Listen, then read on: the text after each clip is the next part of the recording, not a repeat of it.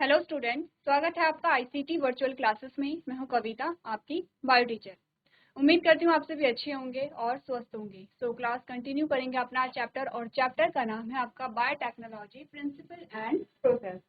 तो यहाँ पर हम बात कर रहे थे बायोटेक्नोलॉजी के बारे में, और हम बात कर रहे थे यहाँ पर रिकॉम्बिनेंट डीएनए टेक्नोलॉजी के बारे में, जिसमें हम देख रहे थे कि कैसे आप किसी डीएनए में फॉरेन डीएनए को ऐड करेंगे। इसी की प्रोसेस चल रही थी, यही हम यहाँ पर डिस्कस कर रहे थे। ठीक है, अभी तक आपने काफी सारी चीजें डिस्कस कर ली हैं, तो ये जो चीजें हैं वो आप लोग क्लियर कर लेंगे, तभी आपको आगे की जो चीजें हैं वो समझ में आएंगी।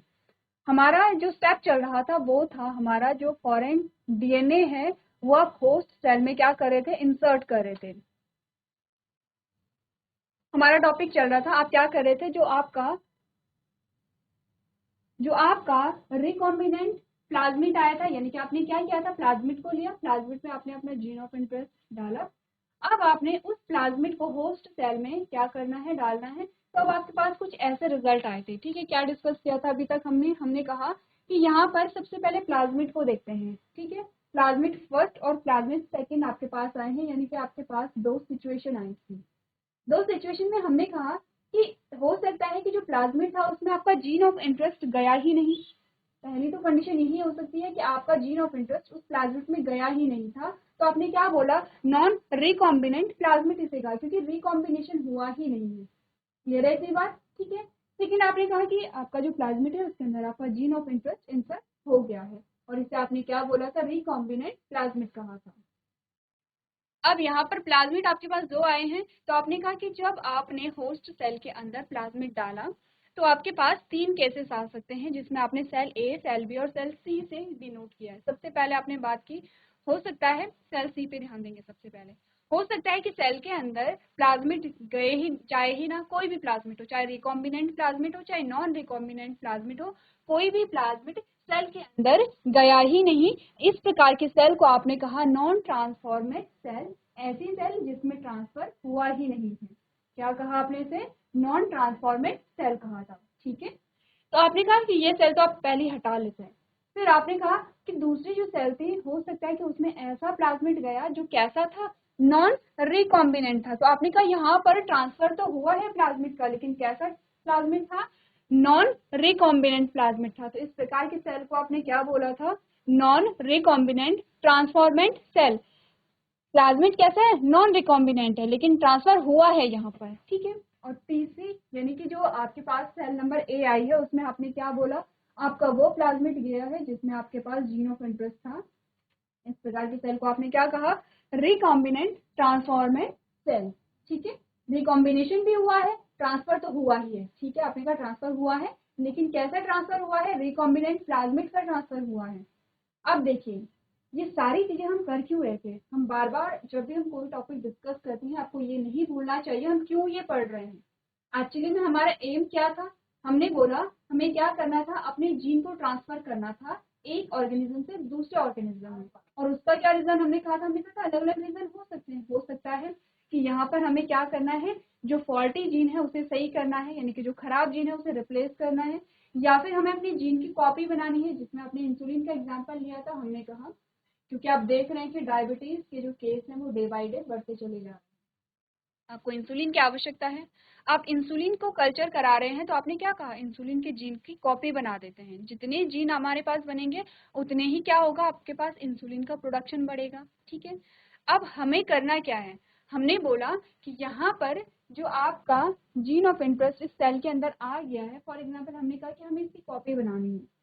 इसकी कॉपी अगर हमें बनानी है तो हमें इतना पता होना चाहिए कि तीनों सेल में से हमारा जीन ऑफ इंटरेस्ट किस सेल में होगा। ठीक है, अभी तक तो हमें ये नहीं पता है कि किस सेल में हमारा जीन ऑफ इंटरेस्ट गया होगा। हमें इन तीनों में से क्या करना है, सिलेक्ट करना है कि किस में हमारा जीन ऑफ इंटरेस्ट गया होगा। हमने कहा कि सबसे पहले हम यहाँ पर क्या करते हैं, कुछ मार्कर का यूज करते हैं जिन्हें कहते हैं सिलेक्टेबल मार्कर। कहाँ होते हैं ये, प्लाज्मिड के अंदर होते हैं। अब ये जो प्लाज्मिड है आपका, ये सिंपली ऐसा नहीं है, इसके अंदर बहुत सारे क्या होंगे, जीन्स होते हैं। ठीक है, हमने कहा कि यहाँ पर क्या होते हैं, कोई एंटीबायोटिक रेजिस्टेंस जीन होता है। एंटीबायोटिक आप जानते हैं बैक्टीरिया को किल करने के लिए यूज किया जाता है।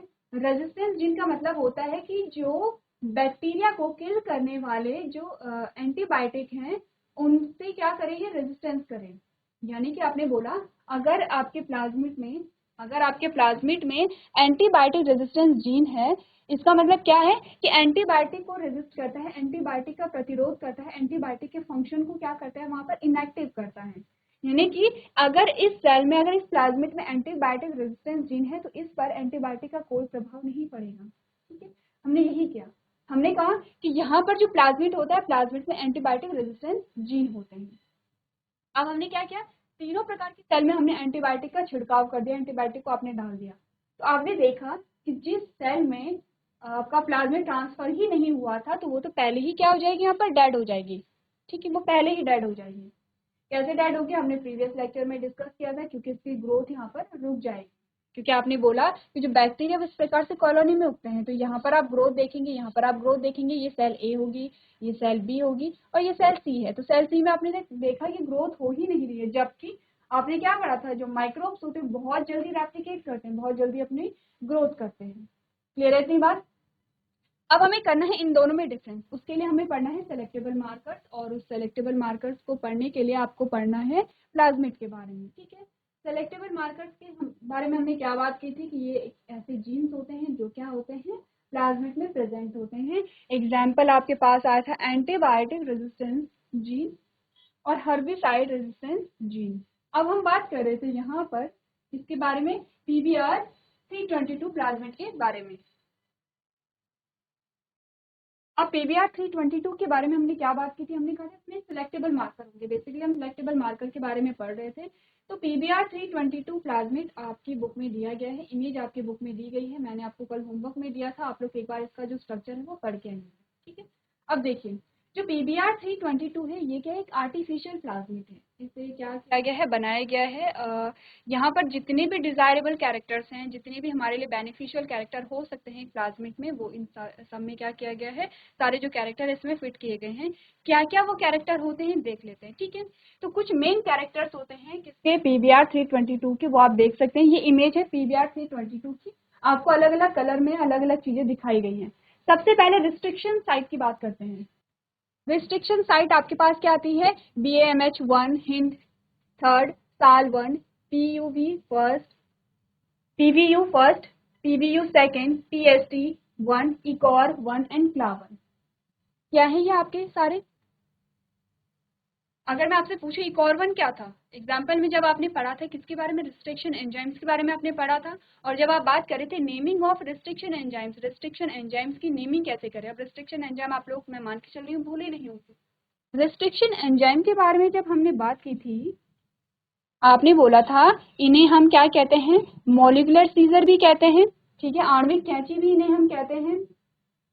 तो हमने क्या बोला, ये क्या करते हैं, जेनेटिक मटेरियल को काटने के लिए यूज किए जाते हैं। एंजाइम्स होते हैं जेनेटिक मटेरियल को काटने के लिए यूज किए जाते हैं। दो प्रकार के हमने पढ़े थे, आपने बोला था एंडोन्यूक्लियस और एक्सोन्यूक्लियस, दो प्रकार की बात की थी। तो अब एंडोन्यूक्लियस और एक्सोन्यूक्लियस में डिफरेंस क्या देखा था हमने, ये क्या है आपका डीएनए है। आपने बोला जो एक्सोन्यूक्लियस होते हैं वो यहाँ से, यानी कि जो इसकी एंडिंग होती है, जो आपका डीएनए है, डीएनए के कॉर्नर से डीएनए को काटता है, एक्सोन्यूक्लियस की बात होगी। एंडोन्यूक्लियस क्या करेगा, बीच से काटेगा, यहाँ से यहाँ से यहाँ से क्या करेगा, बीच से काटेगा। तो हम क्या करते हैं, यहाँ पर एंडोन्यूक्लियस का यूज कर रहे थे, इसीलिए हम क्या कह रहे थे, रिस्ट्रिक्शन एंडोन्यूक्लियस हम कह रहे थे। ठीक है, रिस्ट्रिक्शन एंजाइम कहिए या रिस्ट्रिक्शन एंडोन्यूक्लियस कहिए, हम यहाँ पर रिस्ट्रिक्शन एंडोन्यूक्लियस का यूज कर रहे थे। अब आपने बोला कि इतने आपके पास क्या है, रिकॉग्निशन साइट है, किस किस के लिए, किस किस के लिए आपके पास रिकॉग्निशन साइट है। आपने कहा BMH फर्स्ट के लिए है, हिंद थर्ड के लिए है, साल1 के लिए है, PVU फर्स्ट के लिए, PVU सेकंड के लिए, PST1 के लिए, इकॉर1 के लिए, क्लाव1 के लिए, सारे हैं।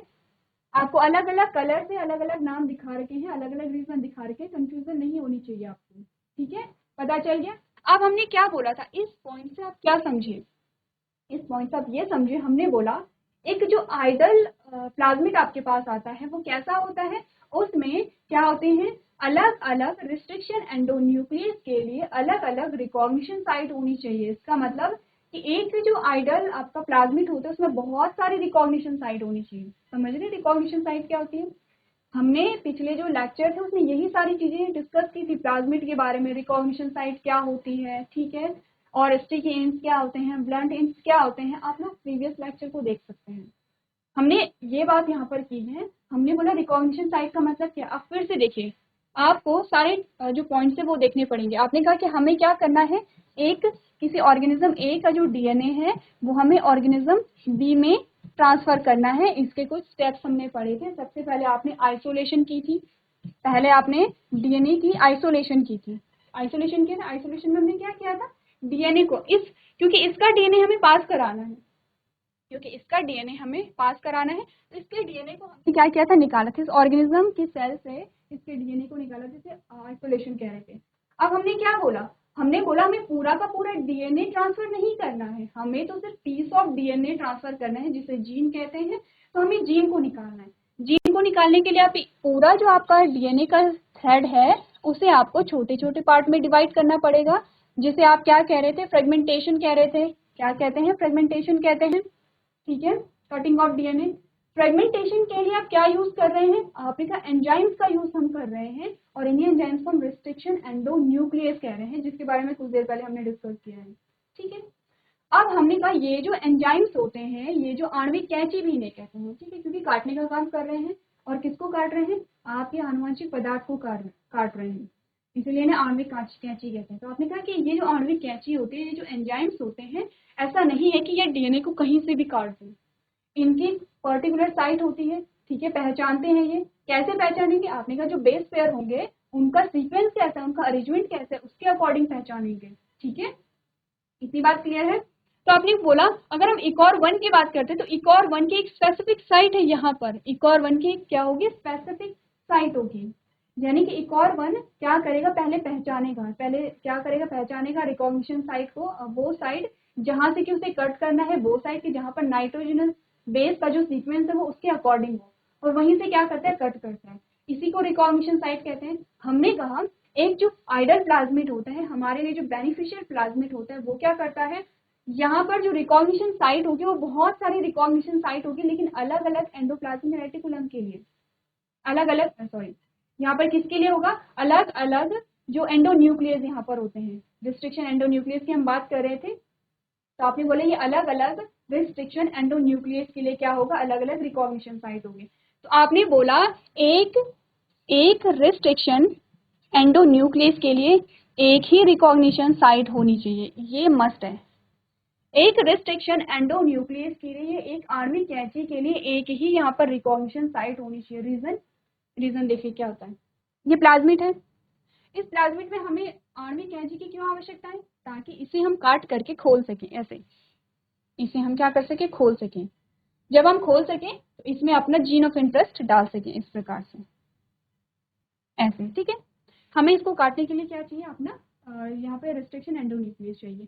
क्या हो अगर रिस्ट्रिक्शन एंडोन्यूक्लियस की जो रिकॉग्निशन साइट थी वो एक यहाँ पे थी, यहाँ पे थी। ठीक है, जो रिस्ट्रिक्शन एंडोन्यूक्लियस है उसकी रिकॉग्निशन साइट यहाँ पे थी, यानी कि यहाँ पर रही होगी। ऐसे नहीं कि दो रिकॉग्निशन साइट है, एक ही रिकॉग्निशन साइट है यहाँ पर, ये इस प्रकार से खुला, ऐसे ही खुला, यहाँ पर दो डॉट नहीं रखते हैं वरना आपको कंफ्यूजन होगा। आपने बोला रिस्ट्रिक्शन एंडोन्यूक्लियस की जो रिकॉग्निशन साइट है वो ये है, जब यहाँ पे तो इस प्रकार से खुलेगा, इस प्रकार से खुलेगा, बीच में आपका जो जीन ऑफ इंटरेस्ट है फिट हुआ और ये बंद हो गया। क्या हो अगर इसके लिए एक से ज्यादा रिकॉग्निशन साइट हो, आपने कहा यहाँ पर भी है और यहाँ पर भी है, तो क्या आपको रिजल्ट मिला, इस प्रकार से रिजल्ट मिलेगा आपको, इस प्रकार से रिजल्ट मिला आपको। क्या देखा आपने, आपने देखा आपका जो प्लाज्मिड है वो खुला नहीं है, वो दो पार्ट में डिवाइड हो गया है। अब आपका जीन ऑफ इंटरेस्ट अगर फिट हो भी गया, इन केस आपका जीन ऑफ इंटरेस्ट यहाँ पर आ भी गया, तो क्या आपका प्लाज्मिड बंद हो गया, नहीं, क्योंकि ये तो क्या हो गया है, दो पार्ट में डिवाइड हो गया है। अगर इससे ज्यादा यहाँ पर रिकॉग्निशन साइट होगी एक रिस्ट्रिक्शन एंडोन्यूक्लियस के लिए, तो इतनी ही इसके पीस यहाँ पर हो जाएंगे। इसीलिए क्या होता है कि जहां पर जो एक आइडल प्लाज्मिड हमारे पास आता है उसके पास एक ही रिकॉग्निशन साइट होनी चाहिए। ठीक है, एक से ज्यादा नहीं होनी चाहिए। क्लियर है इतनी बात। एक तो ये बात हमने की। अब हमने बोला एक सिंगल प्लाज्मिड में, हमने बोला कि एक सिंगल प्लाज्मिड में क्या होने चाहिए, एक से अधिक एंडोप्लाज्मिक, एक से अधिक रिस्ट्रिक्शन एंडोन्यूक्लियस के लिए क्या होनी चाहिए, रिकॉग्निशन साइट होनी चाहिए। कंफ्यूज नहीं करेंगे, एक रिस्ट्रिक्शन एंडोन्यूक्लियस के लिए या एक आणविक कैंची के लिए एक ही रिकॉग्निशन साइट होगी, लेकिन अलग अलग जो आपके पास क्या आएंगे आणविक कैंचियां आएंगी उनके लिए भी रिकॉग्निशन साइट होगी। ऐसा नहीं है कि हमने बोला कि इस प्लाज्मिड में सिर्फ एक ही आणविक कैंची, क्योंकि हमने क्या बोला था रिस्ट्रिक्शन एंडोन्यूक्लियस बहुत सारे, एक नहीं है, बहुत सारे आप क्या करें मॉलिक्यूलर सीजर का यूज करें। तो आपने बोला कि ऐसा नहीं होना चाहिए कि एक जो वेक्टर है उसमें सिर्फ एक ही मॉलिक्यूलर सीजर काम करे, उसमें एक से अधिक मॉलिक्यूलर सीजर काम करने चाहिए, ताकि आप क्या कर सके अपनी सुविधा के अनुसार वहां पर वो जो रिस्ट्रिक्शन एंडोन्यूक्लियस है उनका यूज कर सके। दूसरा कैरेक्टर हो गया है, तभी आपको इतनी सारी रिस्ट्रिक्शन साइट मिली है। अलग अलग एंजाइम्स के लिए आपको क्या मिली है, इतनी रिस्ट्रिक्शन साइट मिली है यहाँ पर। क्लियर है इतनी बात? पहला जो आपका पॉइंट है वो क्लियर हो गया। दूसरा पॉइंट देखें, चलिए दूसरा जो पॉइंट आपको बताता है सेलेक्टेबल मार्कर के बारे में बताता है। जैसे कि अभी कुछ देर पहले हमने सेलेक्टेबल मार्कर की ही बात की थी।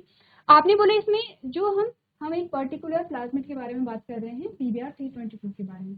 आपने कहा PBr322 में जो सेलेक्टेबल मार्कर होते हैं वो दो होते हैं, antibiotic resistance gene for ampicillin and tetracycline. ये क्या होते हैं, आपके एंटीबायोटिक्स होते हैं एम्पिसिलिन और टेट्रासाइक्लिन।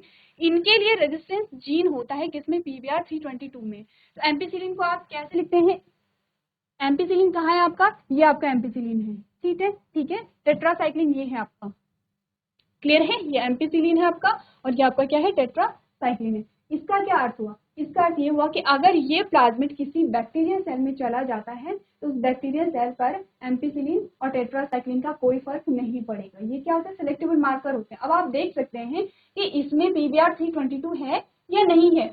इसके लिए आप क्या करेंगे, आप एम्पिसिलिन का यूज करेंगे, आप टेट्रासाइक्लिन का यूज करेंगे। यही क्या होते हैं, सेलेक्टेबल मार्कर्स होते हैं, जो सेलेक्ट करते हैं यहाँ पर नॉन रिकॉम्बिनेंट सेल से रिकॉम्बिनेंट सेल को। क्लियर है इतनी बात, ठीक है। अब हमारे पास नेक्स्ट जो पॉइंट आता है वो है ORI, जिसे आप कहते हैं ओरिजिन ऑफ रेप्लिकेशन। ORI क्या होता है, ओरिजिन ऑफ रेप्लिकेशन। अब आपने क्या कहा, हमारा जो एम क्या था, हमने इसमें जो अपना जीन ऑफ इंटरेस्ट डाला था प्लाज्मिड में, हम चाहते कि उसकी कॉपी हो, तो उसकी कॉपी के लिए क्या होना चाहिए, प्लाज्मिड की भी कॉपी होनी चाहिए, प्लाज्मिड को रेप्लिकेट करना चाहिए। तो हमने बोला एक आइडल प्लाज्मिड वो होता है जिसमें ज्यादा से ज्यादा ORI हो, ज्यादा से ज्यादा ओरिजिन ऑफ रेप्लिकेशन हो, क्योंकि जितनी ज्यादा ORI होगी उतनी ज्यादा रेप्लिकेशन वहां पर होती है। क्लियर है, यहाँ पर तो कोई कंफ्यूजन नहीं होगा, ये जो पॉइंट है यहाँ पर कोई कंफ्यूजन नहीं होगा, ठीक है। अब ORI की साइट क्या होगी, मैंने कहा कि रिकॉग्निशन साइट है, ORI की साइट होगी क्योंकि वहीं पर आपका जीन ऑफ इंटरेस्ट आपने फिट किया हुआ है, ठीक है। अब आता है ROP, it codes for protein which are involve in the process of replication of plasmid. आपने कहा कि यहाँ पर क्या होगा, ROP भी होगा। ROP क्या होती है, प्रोटीन होती है जो कि रेप्लिकेशन में क्या होती है, इन्वॉल्व होती है, रेप्लिकेशन में सहायता करती है, ठीक है। नेक्स्ट आपने बोला different antibiotic resistance genes act as a restriction site. अलग अलग जो एंटीबायोटिक रेजिस्टेंस जीन होते हैं, एंटीबायोटिक रेजिस्टेंस जीन क्या कैसे एक्ट करते हैं, restriction site, as a restriction site यहाँ पर एक्ट करते हैं। And to ligate a protein and DNA for the selection of transformation, और क्या करेंगे यहाँ पर ट्रांसफॉर्मेशन में मदद करेंगे, the gene where the foreign DNA is inserted become inactive, ठीक है। अब यहाँ पर आपने बात की किसके बारे में, PBr322 के बारे में। इसका आपको क्या क्या चीजें याद रखनी, देखिए सबसे पहले तो आपको ये जो डायग्राम है अच्छे से आना चाहिए, ठीक, अच्छे से समझना चाहिए, और यहाँ पर जो लेवलिंग है इसकी अच्छे से आपको आनी चाहिए। तो एक बार आप लोग इमेज को देख लीजिए।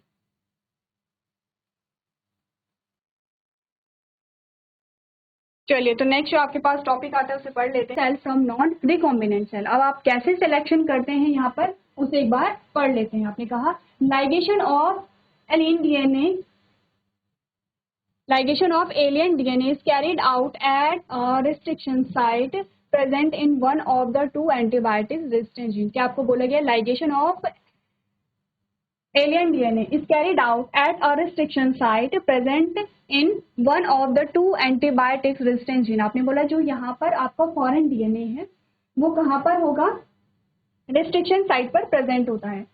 Example is ligating a foreign DNA at the BAM H1 site of tetracycline resistance gene in the vector PBr322। किसका आपको एग्जाम्पल दिया गया है, BAM H1 का और टेट्रासाइक्लिन का एग्जाम्पल आपको दिया गया है। The recombinant plasmid will lose a tetracycline resistance due to the insertion of a foreign DNA. ठीक है, क्या होगा, जो recombinant plasmid होगा will lose the tetracycline resistance due to the insertion of foreign DNA. अब आपने बोला, देखिए आपने बोला बाम H1 कहाँ पर है आपके पास, ये आपका बाम H1 है, ठीक है, और बाम H1 पर ही आपका टेट्रासाइक्लिन रेजिस्टेंस जीन प्रेजेंट है। क्लियर है बात? आपने क्या किया, आपने यहाँ पर बाम H1 का यूज करके क्या किया, आपने प्लाज्मिड को खोला। कहाँ से खोलेंगे आप, बाम H1 से खोलेंगे। क्लियर है, आपने कहाँ से खोला, बाम H1 से आपने खोला। जब बाम H1 से आपने खोला तो यहाँ पर आपने क्या कर दिया है, अपना फॉरेन डीएनए या अपना जीन ऑफ इंटरेस्ट आपने ऐड कर दिया है। जब आप ये कर रहे थे तो टेट्रासाइक्लिन का जो जीन है वो डिस्ट्रॉय होगा यहाँ पर, बिल्कुल होगा, क्योंकि आपने क्या किया है, टेट्रासाइक्लिन वाले जीन से ही आपने कट कर दिया है यहाँ पर। यही चीज आपको समझाई गई है। पढ़ ले एक बार फिर से। आपने बोला the recombinant plasmid will lose a tetracycline resistance due to the insertion of foreign DNA, क्योंकि आपने कहाँ से इंसर्ट किया था, जहां पर आपका टेट्रासाइक्लिन रेजिस्टेंस जीन था। But it still can be selected out from a raw non recombinant ones by plating the transformation on ampicillin containing medium. आपने कहा, माना कि यहाँ पर एक सेलेक्टेबल मार्कर आपका हट गया है, लेकिन अभी भी यहाँ पर क्या है, एम्पिसिलिन रेजिस्टेंस जीन है। तो हम एम्पिसिलिन रेजिस्टेंस, हम क्या करेंगे, एम्पिसिलिन कंटेनिंग मीडियम में अगर सेल को रखें तो सेल वहां पर सर्वाइव कर जाएगी। ठीक है, नेक्स्ट आपने बोला the transformant growing on ampicillin containing medium are the transferred on a medium containing tetracycline. अब आपने क्या किया है, the transformant growing on ampicillin containing medium are then transfer on a medium containing tetracycline. अब आपने क्या कर दिया, इसे टेट्रासाइक्लिन में ट्रांसफर कर दिया है। The recombinant will grow in ampicillin containing medium but not on that containing a tetracycline। आपने बोला कि वो जो रिकॉम्बिनेंट आपकी सेल थी उसने यहाँ पर एम्पिसिलिन मीडियम में तो ग्रो कर लिया था, लेकिन टेट्रासाइक्लिन मीडियम में ग्रो नहीं कर पाई। क्यों नहीं कर पाई, आप रीजन आप जानते हैं। The non recombinant will grow on a medium containing both the antibiotics, और जो आपका नॉन रिकॉम्बिनेंट प्लाज्मिड जिस सेल में था वो दोनों मीडियम में ग्रो कर जाएगा, क्योंकि उसके पास दोनों ही क्या है, वहां पर रेजिस्टेंस जीन प्रेजेंट है। In this example, one antibiotic resistance gene helps in selecting the transformant, whereas the other antibiotic resistance gene gets inactivated due to the insertion of alien DNA and helps in selection of recombinants। ध्यान दीजिए, हमने क्योंकि बहुत ज्यादा difficult नहीं है यहाँ पर चीजें, हमने बोला देखिए आप इतना जानते हैं कि यहाँ पर बहुत सारी क्या है, रिकॉग्निशन साइट है। कौन कौन सी हैं, ये सारी रिकॉग्निशन साइट है आपके पास, ये सारी आपके पास रिकॉग्निशन साइट है। ये रिकॉग्निशन साइट है प्लस 2 आपके पास रेजिस्टेंस जीन है, एंटीबायोटिक रेजिस्टेंस जीन आपके पास क्या है, 2 है। ठीक है, ORI और रोप के बारे में आप समझते हैं, और ओरिजिन ऑफ रेप्लिकेशन है ORI, रोप आप समझते हैं एक प्रोटीन है जो रेप्लिकेशन में मदद करती है। जितनी भी लेवलिंग है, इतनी लेवलिंग क्लियर है आपको, तो आप समझ जाएंगे चीजें क्या हो रही हैं। आपने बोला आपके पास प्लाज्मिड था, ये प्लाज्मिड है, और प्लाज्मिड को आपने कहां से खोला, जहां पर आपका बाम H1 था। बाम H1 क्या है, आपने कहा इसके लिए रिकॉग्निशन साइट है, बाम H1 के लिए रिकॉग्निशन साइट है। ठीक है, और इसी रिकॉग्निशन साइट पर आप देख रहे हैं टेट्रासाइक्लिन था, टेट्रासाइक्लिन रेजिस्टेंस जीन था, यहीं पर था। ये मैंने आपको खोला हुआ दिखाई दे, ये आपको जो पिंक कलर में दिखाई दे रहा है ये बाम H1 है। बाम H1 के लिए रिकॉग्निशन साइट है, और यहाँ ही पर क्या है, आपका टेट्रासाइक्लिन का जीन था। जब आपने यहाँ पर इसे कट किया तो जो टेट्रासाइक्लिन रेजिस्टेंस जीन था, टेट्रासाइक्लिन क्या है, एंटीबायोटिक है, उसके लिए रेजिस्टेंस जीन था, यानी कि टेट्रासाइक्लिन का प्रभाव अगर इस पर नहीं पड़ेगा अगर यहाँ पर टेट्रासाइक्लिन रेजिस्टेंस जीन है। आपने बाम H1 की जो रिकॉग्निशन साइट है वहां से अपने प्लाज्मिड को कट कर दिया। जब आपने काटा तो ये डिस्ट्रॉय हो गया। ठीक है, ये क्या हो गया है, ये जो जीन है ये डिस्ट्रॉय हो गया है, डिस्ट्रॉय हो गया। अब आपने क्या कर दिया, यहाँ पे अपना जो जीन ऑफ इंटरेस्ट था वो आपने फिट कर दिया है। अब आपके पास 3 सिचुएशन आई थी, एक वो सेल थी जो नॉन ट्रांसफॉर्मेंट थी, एक वो थी जो कैसी थी, नॉन रिकॉम्बिनेंट ट्रांसफॉर्मेंट थी, और तीसरी कौन सी थी, वहां पर ट्रांसफॉर्मेंट रिकॉम्बिनेंट थी, यानी कि ट्रांसफर भी हुआ है और रिकॉम्बिनेशन भी हुआ है। अब आपको उन तीनों में से सेल को क्या करना था, सेपरेट करना था। कैसे हमने किया, सबसे पहले हमने बोला कि हम क्या करेंगे, टेट्रासाइक्लिन और एम्पिसिलिन दोनों में से कोई भी एंटीबायोटिक आप उन सेल्स में डाल देंगे, जो सेल कंटेनिंग मीडियम होगा वहां पर आपने डाल दिया। तो आपने कहा कि जिस सेल में प्लाज्मिड गया ही नहीं था उस सेल की डेथ हो जाएगी, ठीक है, क्योंकि प्लाज्मिड के अंदर है, सेल के अंदर नहीं है ये जीन, बल्कि प्लाज्मिड के अंदर है। और कौन सी सेल सर्वाइव करेगी? जिसके अंदर प्लाज्मिड होगा, क्योंकि प्लाज्मिड के अंदर ही रेजिस्टेंस जीन है। आपने कहा सेल जो आपकी सी थी वो हट गई, ये याद है आपको? ये याद है, सेल सी आपकी क्या हो गई थी? रिमूव हो गई थी। अब हमें सेल बी और सेल ए में क्या करना था? डिफ्रेंशिएट करना था। तो कैसे हमने किया? हमने बोला यहाँ पर आपकी क्या थी? बाम H1 की साइड थी, और यहीं पर आपकी क्या थी? टेट्रासाइक्लिन रेजिस्टेंस जीन था। यहीं पर आपका क्या था? टेट्रासाइक्लिन रेजिस्टेंस जीन था, ठीक है, यहीं पर आप पता है, इसकी बात हम कर रहे हैं। ये है बाम H1 और ये है टेट्रासाइक्लिन रेजिस्टेंस जीन, और ये है एम्पिसिलिन MPR, ठीक है, ये दिखाई दे रहा है आप लोगों को? अब हुआ क्या? हमने बोला, अब हमने क्या बोला कि यहाँ पर जब आपने क्या किया अपना जीन ऑफ इंटरेस्ट, अच्छा हम साइड को थोड़ा चेंज कर लेते हैं। यहाँ पर थी आपकी बाम H1 की साइड, यहीं पर आपकी क्या थी? बाम H1 के लिए रिकॉग्निशन साइट थी, और यहीं पर आपका क्या था? टेट्रासाइक्लिन रेजिस्टेंस जीन था, ठीक है, यहीं पर आपका टेट्रासाइक्लिन रेजिस्टेंस जीन था। जब आपने इसे काटा तो आपका टेट्रासाइक्लिन रेजिस्टेंस जीन क्या हो गया है? डिस्ट्रॉय हो गया है, लेकिन यहाँ पर अभी भी है, यहाँ पर बाम H1 की साइड भी है, और यहाँ पर क्या है? टेट्रासाइक्लिन रेजिस्टेंस जीन भी है, और यहाँ पर हम मान लेते हैं एम्पिसिलिन रेजिस्टेंस जीन भी है। यहाँ पर एम्पिसिलिन रेजिस्टेंस जीन है, यहाँ पर टेट्रासाइक्लिन रेजिस्टेंस जीन है। अब हमने बोला कि जब आपने यहाँ पर अपना जीन ऑफ इंटरेस्ट डाला तो इसका जो एम्पिसिलिन वाला जीन था, एम्पिसिलिन रेजिस्टेंस जीन, वो डिस्ट्रॉय हो गया है, ठीक है। अब हमने इन दोनों ही सेल्स को कहाँ ग्रो कराया है? एम्पिसिलिन वाले मीडियम में, यानी कि उस मीडियम में हमने ग्रो कराया है जहां पर एंटीबायोटिक एम्पिसिलिन था, तो दोनों ग्रो करेंगे दोनों ग्रो। अब हमने दोनों को निकाल करके कहाँ ग्रो कराया है? हमने टेट्रासाइक्लिन वाले मीडियम में ग्रो कराया है, यानी कि ऐसे मीडियम में हमने ग्रो कराया है जहां पर एंटीबायोटिक टेट्रासाइक्लिन इन्वॉल्व था। तो क्योंकि ये जो सेल है इसमें टेट्रासाइक्लिन है, क्योंकि इसमें क्या है? टेट्रासाइक्लिन है, तो ये जो सेल है आपकी ये ग्रो कर जाएगी। जो आपकी रिकॉम्बिनेंट सेल थी वहां पर क्या था? आपने कहा यहाँ पर टेट्रासाइक्लिन रेजिस्टेंस जीन नहीं था, तो ये सेल ग्रो नहीं कर पाई। आपको इतना तो पता था कि हमने क्या किया है? हमने बाम H1 से क्या किया है? अपनी रिकॉग्निशन साइट क्या थी? बाम H1 थी, हमने वहां से जो आपका प्लाज्मिड है वो काटा है। तो हमने कहा कि जब हमने काटा इसका मतलब यहाँ पर क्या हो गया है? इसका मतलब यहाँ पर टेट्रासाइक्लिन जो है आपका वो डिस्ट्रॉय हो गया, आपका जीन ऑफ इंटरेस्ट यहाँ पर इंसर्ट हो गया होगा, ठीक है, क्लियर है इतनी बात? तो अब आपने क्या किया? आपने देख लिया है कि आपकी जो सेल थी जिसके आपको क्या था, जो आपके लिए बेनिफिशियल थी, जो आपका प्रोडक्ट था वो ये सेल है, तो आपने इस सेल को क्या कर दिया है? डिटेक्ट कर दिया है। अब आप लोग सोचेंगे कि हमने डिटेक्ट कैसे किया, क्योंकि इस सेल की तो डेथ हो गई है। ऐसा नहीं है कि आपने सारे ही सैंपल ले लिए हैं, कुछ सैंपल आपने लिए होंगे और तब जाके आपने वहां पर एक्सपेरिमेंट किया होगा। इतनी बात क्लियर है यहाँ तक की बात?